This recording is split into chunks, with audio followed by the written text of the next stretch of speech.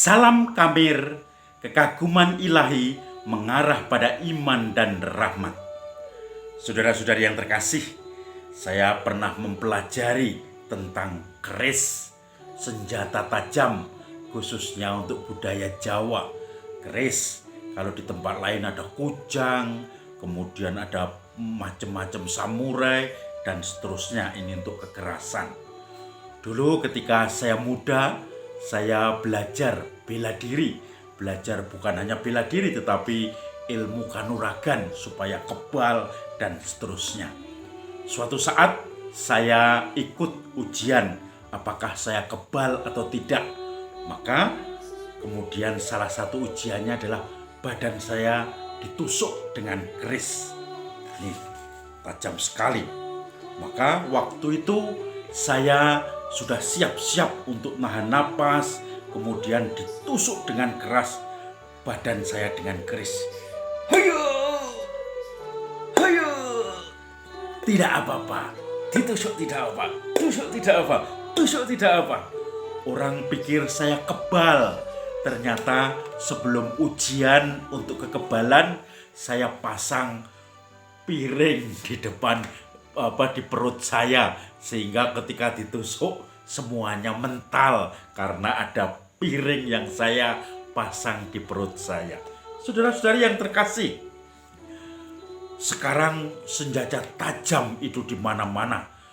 Anak-anak muda kalau sudah tawuran, kalau sudah mulai marah dan seterusnya, mereka saling bacok apa saja diambil untuk menghancurkan yang tidak disukai.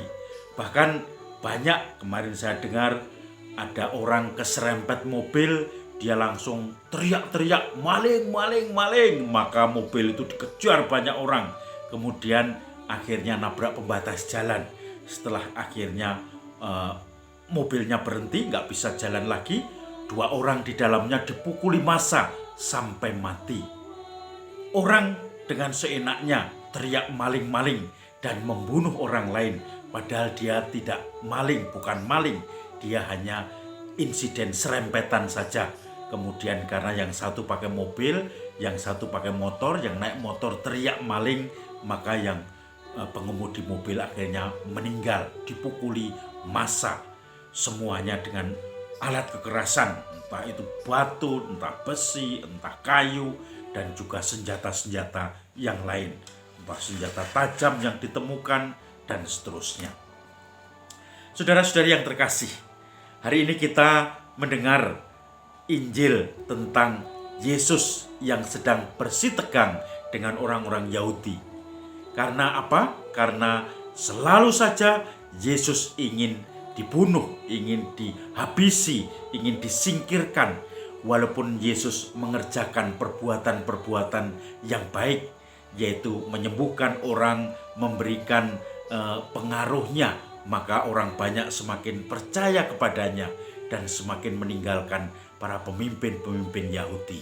Maka mereka selalu marah apapun yang dikerjakan oleh Yesus akan dianggap itu kegagalan. Maka mereka pun mengatakan Yesus harus dihukum mati karena dia mengaku sebagai anak Allah. Saudara-saudari yang terkasih, menarik, Nikodemus walaupun di antara mereka, tetapi Nikodemus ini mempunyai kebijaksanaan. Dia mempertanyakan mereka itu. Apakah hukum kita, hukum Yahudi, itu mengizinkan seorang dieksekusi atau dihukum tanpa didengarkan kesaksiannya, tanpa membela diri, pokoknya harus dimatikan? Apakah hukum kita seperti itu? Sudah serendahkan hukum kita itu? Sudah serendah itu tanpa memberikan orang untuk membela diri orang yang dituduh? Memang Yesus akhirnya tidak bisa membela diri, disalibkan, orang-orang teriak salibkan dia. Tetapi kemudian ada orang baik yang memberikan suatu pembelaan, yaitu Nikodemus tadi.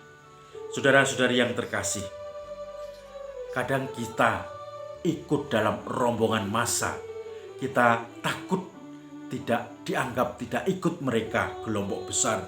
Kalau mereka, masyarakat itu menilai yang bagus adalah A, kita harus ikut juga A, walaupun kita melihat sesuatu itu tidak baik.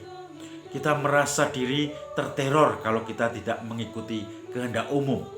Kalau kita sudah menghakimi, ngerasani, menceritakan kejelekan seseorang dalam satu kelompok, misalnya kelompok arisan atau kelompok pertemuan bapak-bapak, kita kalau menceritakan yang positifnya, kita takut karena jangan-jangan kita dibenci oleh mereka. Dan ini yang juga terjadi pada zaman Yesus. Semua sepakat menghakimi Yesus. Maka ada sosok Nikodemus yang berani untuk mempunyai pendapat lain, yaitu pendapat tentang kebenaran itu. Maka saudara-saudari yang terkasih, mari kita memasuki pekan suci Paskah dan akhirnya kebangkitan Tuhan ini. Kita merenungkan apakah kita hanya ikut-ikutan, mempunyai semangat yang takut dinilai tidak sama dengan masyarakat, sehingga kita tidak berani menyuarakan kebenaran. Kita justru ikut menghakimi, ikut membunuh karakter dengan ngerasani, dengan menceritakan kejelekan orang lain tanpa orang lain hadir di situ, dengan mengkritik orang lain dari belakang tanpa orang lain itu bisa membela diri, dengan menjelek-jelekkannya tanpa dia bisa memberikan klarifikasi. Maka ketika itu kita laksanakan, kita sudah sama dengan membunuh orang itu tanpa pengadilan. Kita menghakimi dan akhirnya kita akan puas karena kita sama dengan masyarakat sekitar yang menghakimi. Semoga kita punya pendirian dan kita selalu mementingkan kehendak Tuhan. Salam Kamir, kekaguman ilahi mengarah pada iman dan rahmat.